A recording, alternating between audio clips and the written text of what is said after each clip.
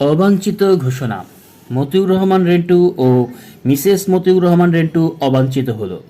প্রধানমন্ত্রী শেখ হাসিনা মতিউর রহমান রেন্টু ও মিসেস মতিউর রহমান রেন্টুকে অবাঞ্ছিত ঘোষণা করে police, SB, NSI, DGFI, CID, DB সহ রাষ্ট্রের যত আইন প্রয়োগকারী সংস্থা আছে সকল সংস্থার কাছে নির্দেশ পাঠালেন।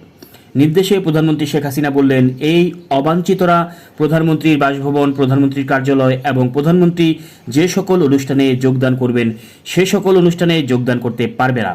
এরা যাতে প্রধানমন্ত্রীর বাসভবন, কার্যালয় এবং অনুষ্ঠানে যোগদান করতে না পারে সেদিকে সতর্ক দৃষ্টি রাখার নির্দেশ দেওয়া হলো এবং এই অবাঞ্ছিত ঘোষণাপত্র পত্রিকায়ও প্রকাশ করা হলো। 10 টাকায় শেখ মুজিবের ছবি। এক শুক্রবার সকালে অর্থমন্ত্রী কিবরিয়ার পিএস ডাক্তার পারভেজ প্রধানমন্ত্রীর বাসভবন গণভবনে এসে 10 টাকায় শেখ মুজিবের ছবির লেআউট ডিজাইনের খসড়া প্রধানমন্ত্রী শেখ হাসিনাকে দেখান। নতুন এই 10 টাকার লেআউট ডিজাইনের খসড়া প্রধানমন্ত্রী শেখ হাসিনা মৌখিকভাবে অনুমোদন করে দিলে তবেই তা ছেপে নতুন 10 টাকার নোট হিসেবে বাজারে ছাড়া হবে। এই 10 টাকার খসড়া লেআউট ডিজাইনের উপরে ছিল আল্লাহর ঘর মসজিদের ছবি এবং পিছনে ছিল শেখ হাসিনার পিতা শেখ মুজিবের ছবি। প্রধানমন্ত্রী শেখ হাসিনার লেআউট ডিজাইনের খসড়াটি দেখে অর্থমন্ত্রী পিএস ডক্টর পারভেজকে ক্ষিপ্ত হয়ে বলে উঠলেন, একই জাতির পিতার ছবি পিছনে কেন? অর্থমন্ত্রীর পিএস ডক্টর পারভেজ কিছুটা অপ্রস্তুত হয়ে বললেন, বাজারে চালু বর্তমান 10 টাকার নোটের উপরে মসজিদের ছবি আছে।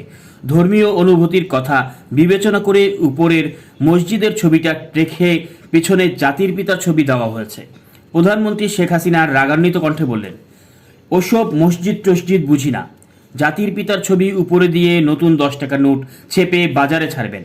আমার বাবা যে জাতির পিতা এটা শয়তানের জাতকে গিলাতে হবে।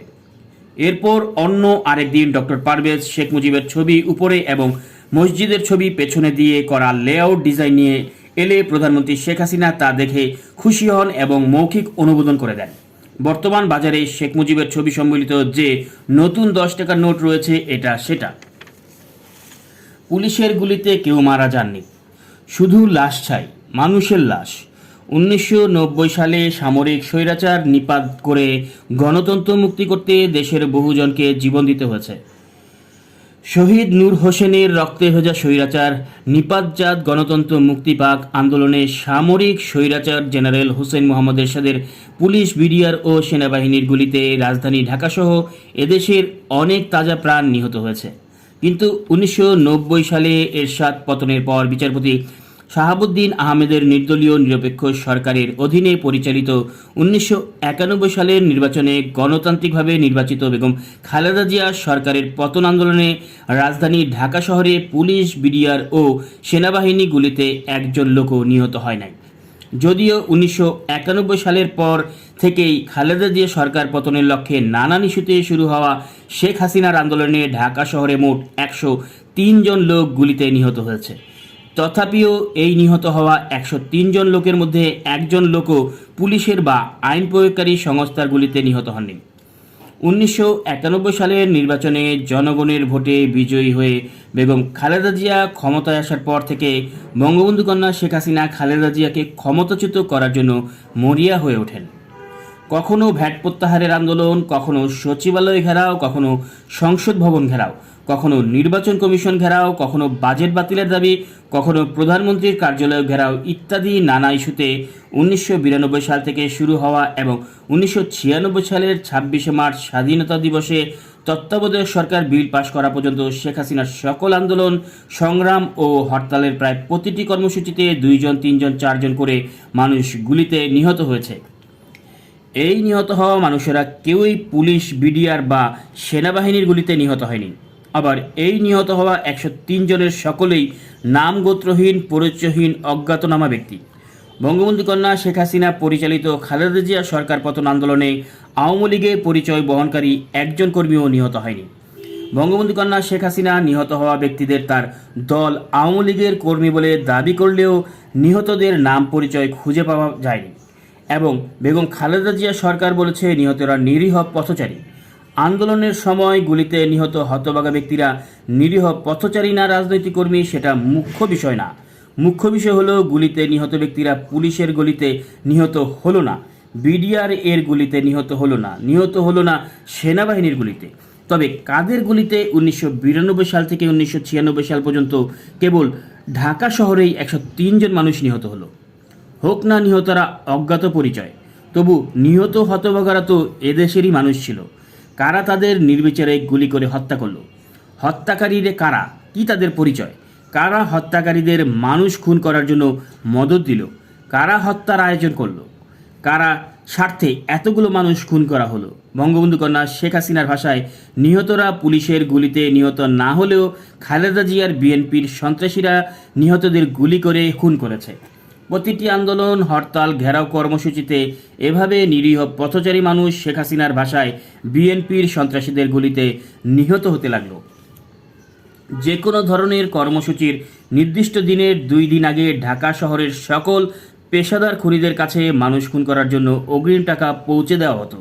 পেশাদার খুনিদের বলা হতো, আমাদের আগামী কর্মসূচির নির্দিষ্ট দিনে লাশ চাই, মানুষের লাশ, হোক সে যে কোনো মানুষের লাশ। এই দেওয়া হলো অগ্রিম টাকা, বাকি টাকা লাশ দেওয়ার পর।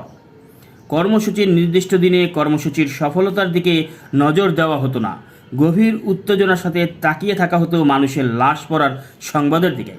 মানুষের লাশ পড়ার নিশ্চিত সংবাদ না আসা পর্যন্ত বঙ্গবন্ধু কন্যা জননেত্রী শেখ হাসিনা পানাহার পর্যন্ত সম্পূর্ণ বন্ধ করে দিতেন। যতক্ষণ পর্যন্ত মানুষ খুন হওয়ার চূড়ান্ত খবর না আসতো, বঙ্গবন্ধু কন্যা জননেত্রী শেখ হাসিনা শুধুমাত্র চা, সেই সাথে ফেন্সিডিল ছাড়া অন্য কিছু খেতেন না। শুধু ছটফট করতেন, আর এখনও লাশ পড়লো না, এরপর আমি কি করব, কি কর্মসূচি দিব। এখনও লাশ পড়ল না বলে উন্মাদিনী পাগলিনীর ন্যায় প্রলাপ বকতে থাকলেন এবং 29 নম্বর মিন্টু রোডের দোতলা নিচতলা পায়চারা করতে থাকতেন। যে মুহূর্তে মানুষ খুন হওয়ার সংবাদ বা লাশের সংবাদ নিয়ে আসা হতো, বঙ্গবন্ধু কন্যা স্বস্তিতে বিছানায় গা এলিয়ে দিয়ে বলতেন, আমার ক্ষুধা লেগেছে, খাবার লাগাও। 1-1.5 ঘন্টা স্বস্তি ও সুখের নিদ্রা শেষে বঙ্গবন্ধু কন্যা জননেত্রী শেখ হাসিনা ঘুম থেকে উঠে খাওয়া দাওয়া করে তৈরি হয়ে হাতে রুমাল নিয়ে ঢাকা মেডিকেল কলেজ হাসপাতালের মর্গে লাশ দেখতে যেতেন। হাসপাতালের মর্গে লাশ দেখে চোখে রুমাল চেপে ধরতেন। ফটো সাংবাদিকেরা ছবি তুলত। লাশ দেখে বঙ্গবন্ধু কন্যা জননেত্রী শেখ হাসিনা অশ্রু সংবরণ করতে পারলেন না, এই ক্যাপশন দিয়ে সেই ছবি পত্রিকায় ছাপা হতো। সচিবালয়ে ঘেরাওয়ের এক কর্মসূচির দিনে দুপুর গড়িয়ে 2টা বেজে গেল, কিন্তু লাশ পড়ার কোনো সংবাদ এলো না। এদিক সেদিক কত লোক পাঠালো, কিন্তু লাশ পড়ার কোনো সংবাদ নেই। বঙ্গবন্ধু কন্যা তীব্র উত্তেজনায় প্রায় উন্মাদ হয়ে প্রলাপ বকতে লাগলেন। সকাল 10টায় সচিবালয় ঘেরাও করার কথা, এখন পর্যন্ত একটিও লাশ পড়েনি। পুলিশ একটি টিয়ার গ্যাসও ছুড়েনি। আওয়ামী লীগের কেন্দ্রীয় নেতা, বর্তমানে বাণিজ্যমন্ত্রী তোফায়েল আহমেদ শুধু জাতীয় প্রেস ক্লাবের উল্টো দিকে এনএসআই বিল্ডিংয়ের সামনে বিশাল করই গাছের নিচে দাঁড়িয়ে বাদাম খাচ্ছে আর পুলিশ অফিসারদের সাথে গল্প করছেন। এদিকে বিজয়নগরে শেখ হাসিনা ও শেখ রেহানার চাইনিজ রেস্টুরেন্ট সুইং গার্ডেনের সামনে বসে কনস্যুপ খাচ্ছেন কেন্দ্রীয় নেত্রী, বর্তমান খাদ্যমন্ত্রী মতিয়া চৌধুরী। 29 নম্বর মিন্টু রোডের সরকারি বাসভবনে বঙ্গবন্ধু কন্যা জননেত্রী, বিরোধী দলীয় নেত্রী শেখ হাসিনার কাছে সংবাদ এলো, লাশ ফেলার মতো ন্যূনতম কোনো ক্ষেত্র তৈরি হচ্ছে না, আর তাই লাশ ফেলাও যাচ্ছে না। অর্থাৎ খুনিদের মানুষ খুন করতে গেলে যে গোলযোগপূর্ণ পরিবেশ সৃষ্টি করতে হয়, তার নিম্নতম পরিবেশও সৃষ্টি হচ্ছে না। শেখ হাসিনা ও তার দল আওয়ামী লীগের আজকের সচিবালয় ঘেরাও কর্মসূচি ব্যর্থ হয়েছে। কোনো রকম গোলমাল হচ্ছে না, সব কিছু শান্ত ও স্বাভাবিক রয়েছে। ফলে খুনিরা মানুষ খুন করার সুযোগ পাচ্ছে না। এই কথা শুনে বঙ্গবন্ধু কন্যা শেখ হাসিনা বললেন, যাও দ্রুত তোফায়েল ভাইয়ের কাছে যাও, মতিয়া চৌধুরীর কাছে যাও, গিয়ে আমার কথা বলো, সামান্য একটা কিছু করতে বলো।